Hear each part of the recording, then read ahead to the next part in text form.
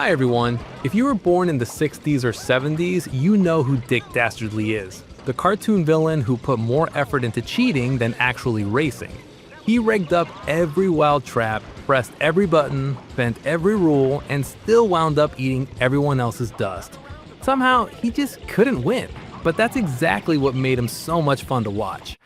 So when a PS2 game showed up in 2001, basically offering, hey, wanna drive the mean machine yourself? I jumped at the chance. And seriously, how could you say no? The real question though is simple. Does the game actually let you live out those over-the-top antics, or is it just a letdown? Let's watch some gameplay and talk about it. Before we even get to the PS2 version, you need to know something important, because context matters here. Wacky Races starring Dastardly and Muttley on PS2 is not an original game built from scratch for Sony's console. It's actually a port of the Dreamcast version, which launched in 2000 and was developed by Infogrames. And here's the thing, there was an earlier PlayStation 1 and PC version of Wacky Races, and by most accounts, that one was not great. It was limited, it was rough, and it didn't really do justice to the license.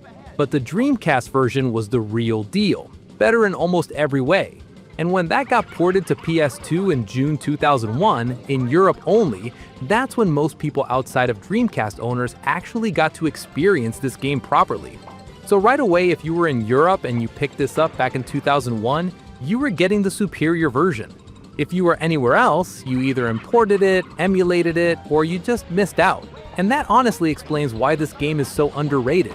It had an incredibly limited release window, and the audience it could have reached just never found it. Okay, let's start my time machine. You fire it up for the first time, what hits you first? The visuals. Straight up, this game looks fantastic for what it is and when it came out. That cel shading just pops. Bright colors everywhere, bold lines, everything with that perfect cartoon vibe. The characters, the tracks, even the HUD, it all screams that Saturday morning cartoon vibe. It actually feels like the show, not just some lazy cash-in like so many licensed games. And remember, this was an early PS2 title. The console had only been out about a year. The fact that this thing was running at up to 50 to 60 frames per second was honestly pretty impressive at the time. The characters, they're spot on. You're not looking at weird knockoffs, you're looking at the real Wacky Racers. The game knew exactly what it was doing with the license and went all in. Let's get into the Wacky Racers lineup, because everybody's here. All 11 cars from the original show made the cut. Right from the start, you can pick from 7, the Buzzwagon, Arkansas Chug-a-Bug, Boulder Mobile, Compact Pussycat, Bulletproof Bomb, Turbo Terrific, and Creepy Coupe. But then there's this move that got under my skin. Dick Dastardly and Muttley in the Mean Machine aren't unlocked from the beginning. You've actually got to put in some work to get them. And I get it, it makes total sense as a game design choice, but come on, the game's named after these two. Muttley's mug is right there on the box, and somehow you can't play him right away. Honestly, I had to laugh at the nerve. You can also unlock Professor Pat Pending's Converticar and Red Max's Crimson Hay Baler by beating boss fights in adventure mode.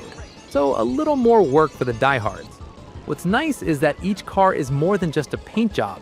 They all handle differently. You've got stats for acceleration, top speed, and grip. Red Max is a great example.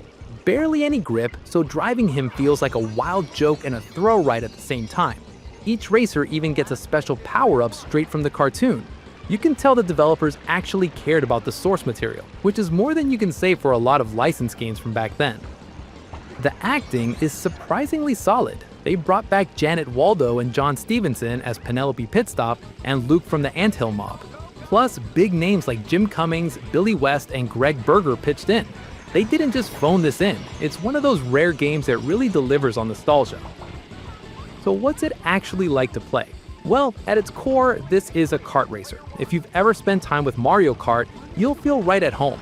But Wacky Races does throw in some twists of its own. You get two main modes, arcade and adventure. Arcade keeps things simple. You pick a character, hit the track, race, that's it. It's perfect for quick multiplayer rounds or if you just want to jump in and goof around for a bit. Adventure mode is where things get interesting. The game splits into 5 areas, each with its own flavor and set of tracks. Inside each area, you've got different challenges. Classic 3-lap races where you have to cross the line first for gold stars, standard tournaments, tough time trials, and then the Golden Mully Challenge.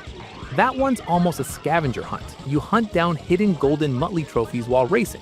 Some of those trophies are stashed in really tricky spots, so you actually have to learn the tracks and explore a bit, not just race in circles. Oh, there's also the battle arena. That one's all about knocking your rivals around. As you collect gold stars, you unlock boss races.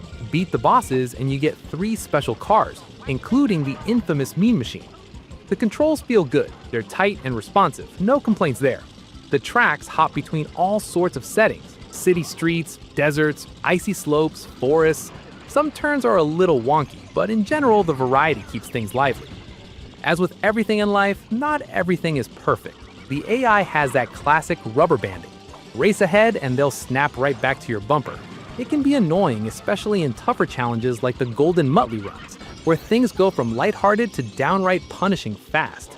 Completing everything isn't a walk in the park, but for anyone just playing casually, it's a solid challenge, and all these extra modes mean the game won't wear its welcome anytime soon. If you go for 100% completion, expect to spend around 27 hours, not too shabby for a cartoon kart racer from 2001. Let's get into the audio side of things, because honestly, it's a big part of the whole experience. The sound design just nailed it. Every effect feels big and bold, exactly the kind of chaos you want in a cartoon racing game. Explosions, zany gadgets, all of it lands just right. The voice acting stands out too, like I said before, solid work all around. Now the music. Here's where I've got a real gripe. They don't use the classic Wacky Races theme, not even a nod to it.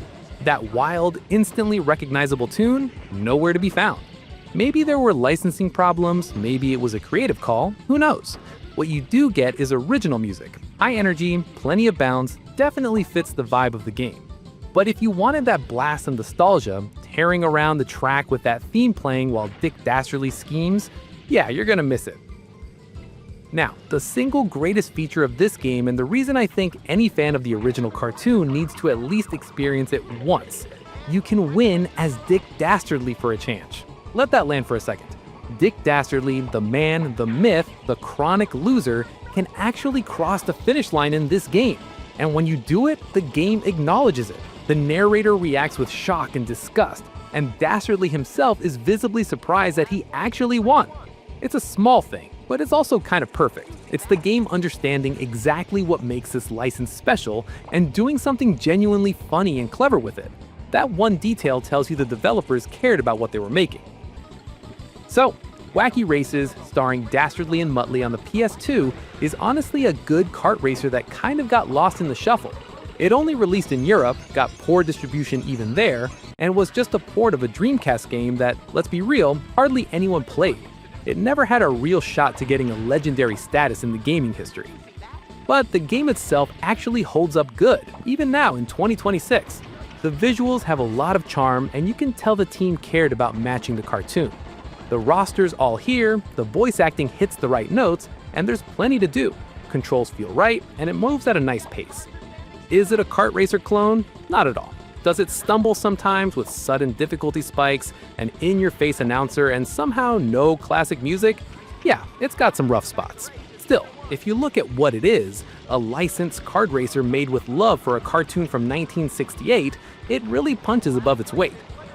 If you happen to spot a copy, grab it. They're rare now, but it's worth it, especially if you've got some nostalgia for the old show. Or if, like me, you just want to see Dick Dastardly finally win for once. That's Wacky Races, starring Dastardly and Muttley on PS2. A lost little gem from Sony's early days. How about you? Did you play it back then, or is this your first time hearing about it? Let me know below. And if you want more deep dives on overlooked games, you know where to find us. Catch you next time.